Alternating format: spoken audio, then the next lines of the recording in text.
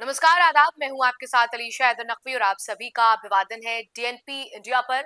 आज बात करेंगे चीन की आक्रामकता अब उस बच्चे की तरह हो गई है जो हमेशा अपनी बॉल दूसरों से छुपा कर खेलता है और जब कोई उसे खेलने की कोशिश करता है तो वो गुस्से में आ जाता है। दरअसल ताइवान पर चीन की गैर काबू पाने की कोशिश ने इसे एक लेजी लायन बना दिया है जो अक्सर अपनी दहाड़ के बजाय सिर्फ ग्रॉल करता है, जबकि असल में उसकी ताकत और दबाव कम होती जा रही है।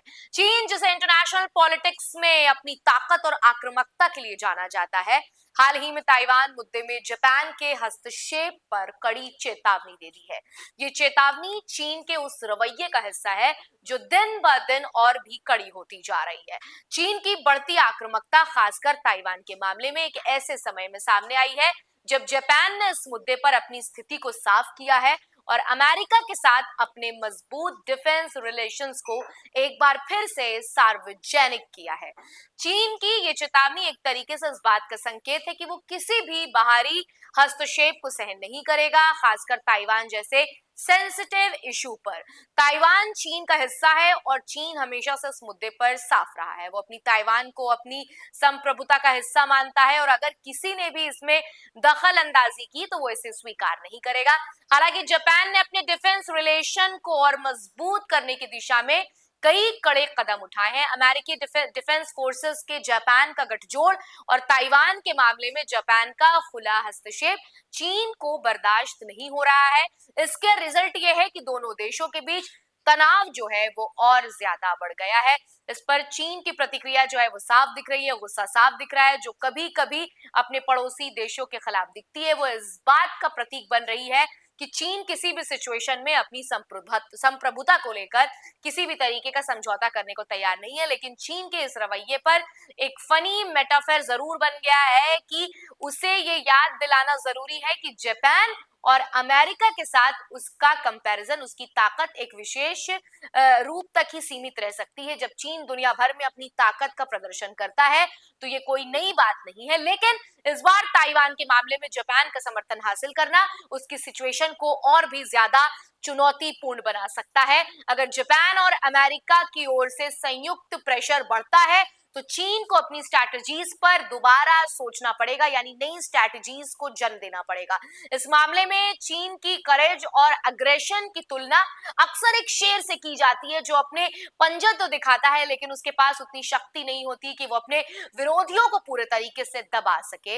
एक हंसी का मुहावरा बनकर जो है वो रह रहा है, जितना चीन जोर जोर से चिल्लाता है उतनी ही जल्दी उसके विरोधी उसे कूल डाउन कर सकते हैं। ये पूरी तस्वीर इस बात को बता रही है। चीन के शीर्ष राजनीतिक वांग ही ताइवान के मुद्दे पर जापान को चेतावनी देना किसी बड़े संघर्ष के पहले एक झलक लग रहा है।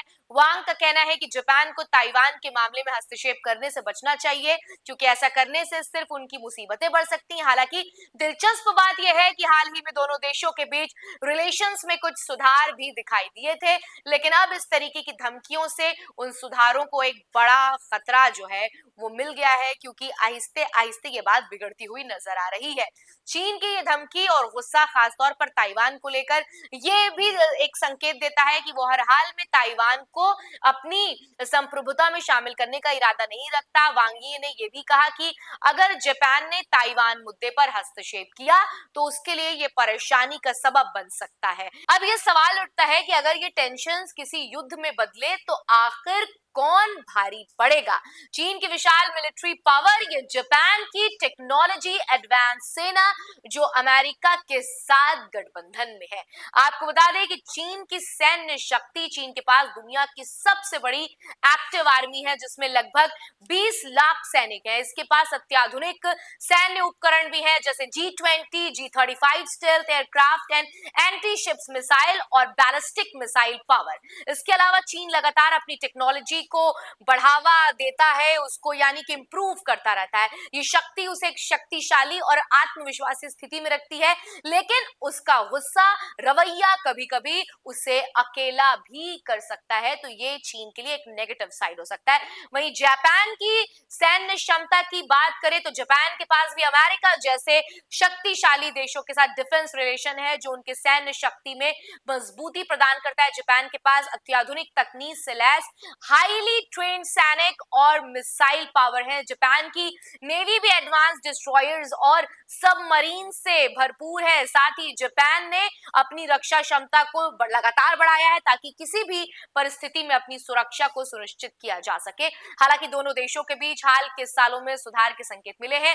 पिछले साल राष्ट्रपति शी जिनपिंग और जापानी प्रधानमंत्री शिगेरू इशिबा के बीच हुई शिखर बैठक में रणनीतिक संबंधों को मजबूत करने पर सहमति बनी थी, लेकिन ताइवान के मुद्दे पर चीन की धमकी ने इस सुधार प्रक्रिया को जो है वो खतरे में डाल दिया है।